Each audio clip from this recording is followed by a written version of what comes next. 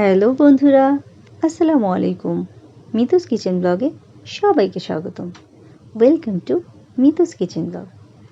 আজকে তৈরি করব দুর্দান্ত একটি ডেজার্ট, মিল্ক ম্যাঙ্গো পুডিং। ফার্স্টেই আমগুলোকে ভালো করে কেটে নিব, কেটে একটা পাত্রে উঠিয়ে নিব সুন্দর করে।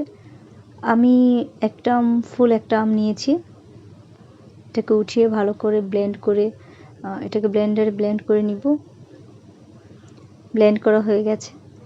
এখন একটা স্ট্রেইনারে এটার পিউরিটা বের করে নেব সুন্দর করে, যাতে একটুও আঁশ না থাকে। ফ্রেশ পিউরিটা বের করে নিব।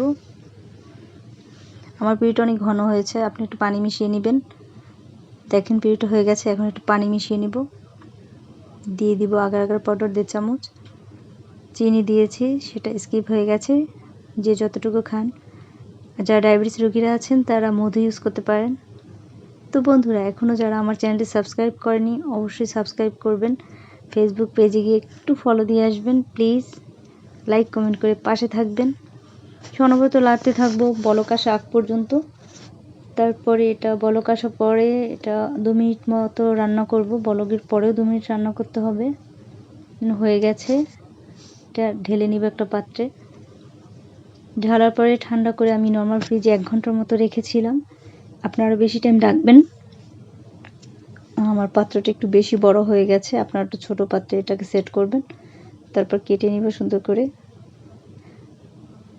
আমার এই কিউবগুলো একটু পাতলা হয়েছে, ছোট পাত্রে ঢাললে আর একটু মোটা হতো। হয়ে গেছে। এখন আগ থেকেই জাল করা 1 লিটার দুধ আমি ঘন করে জাল করে নিয়েছি। সাথে দিয়ে দিয়েছি স্বাদমতো চিনি, দেব 1.5 চামচ আগার আগার পাউডার। ভালোভাবে মিশিয়ে নেব।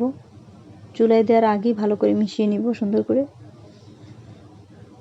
মিশিয়ে মিডিয়াম টু লো হিটে চুলার আঁচটা ধরিয়ে দিয়ে দিলাম।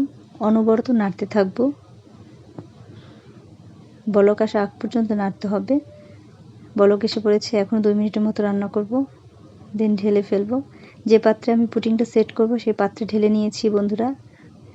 নেড়ে চেড়ে এটা মিশিয়ে দিলাম। ঠান্ডা হওয়ার পরে নর্মাল ফ্রিজে রাখবো প্রায় 4 থেকে 5 ঘন্টার মতো।